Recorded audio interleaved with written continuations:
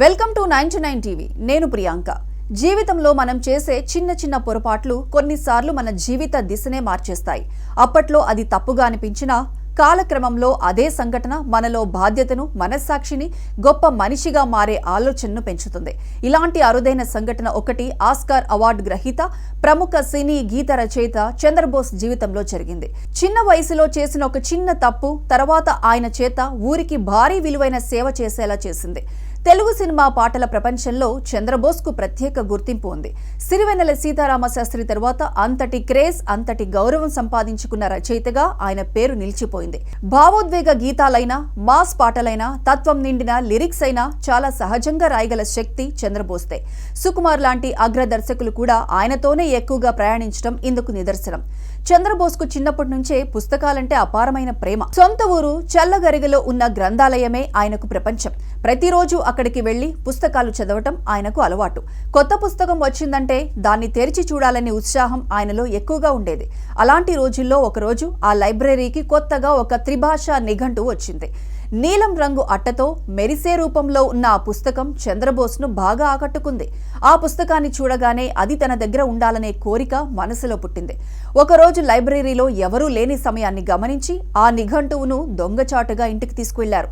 అప్పట్లో ఆ పుస్తకం ధర కేవలం 40 రూపాయలు మాత్రమే. కానీ ఆ చిన్న తప్పు ఆయన మనసులో మాత్రం పెద్ద భారంగా మారింది.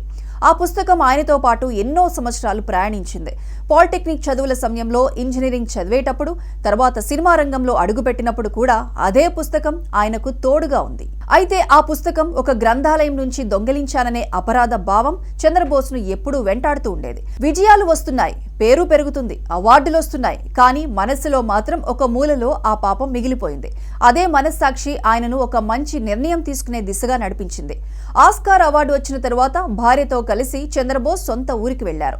అక్కడ పాతపడిపోయిన శిథిలావస్థలో ఉన్న గ్రంథాలయాన్ని చూసి ఆయన గుండె కదిలిపోయింది. ఒకప్పుడు తన జీవితాన్ని మలిచిన అదే లైబ్రరీ ఇలా నిర్లక్ష్యానికి గురి కావటం ఆయన్ను చాలా బాధించింది. అప్పుడే చిన్నప్పటి దొంగతనం గుర్తుకు వచ్చింది. ఆ పాపానికి ప్రాయశ్చిత్తం చేసుకోవాలని అక్కడికక్కడే నిర్ణయం తీసుకున్నారు. ఆ ఆలోచన మాటలకే పరిమితం కాలేదు. వెంటనే తన సొంత డబ్బు ఖర్చు చేసి సుమారు 40 లక్షల రూపాయలతో ఊరికి ఒక అద్భుతమైన కొత్త గ్రంథాలయాన్ని నిర్మించారు.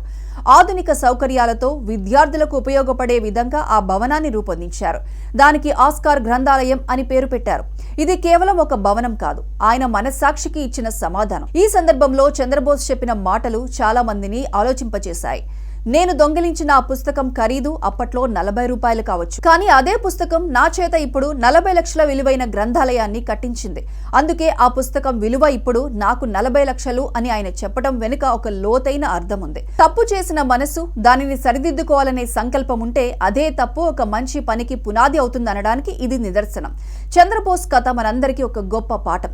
తప్పు చేయని మనిషి ఉండడు, కానీ ఆ తప్పును గుర్తించి దానికి బాధపడి సమాజానికి ఉపయోగపడేలా సరిదిద్దుకోవడమే నిజమైన గొప్పతనం. ఒక చిన్న దొంగతనం, ఒక చిన్న అపరాధ భావం చివరికి ఊరంతా గర్వపడే ఒక గ్రంథాలయంగా మారింది.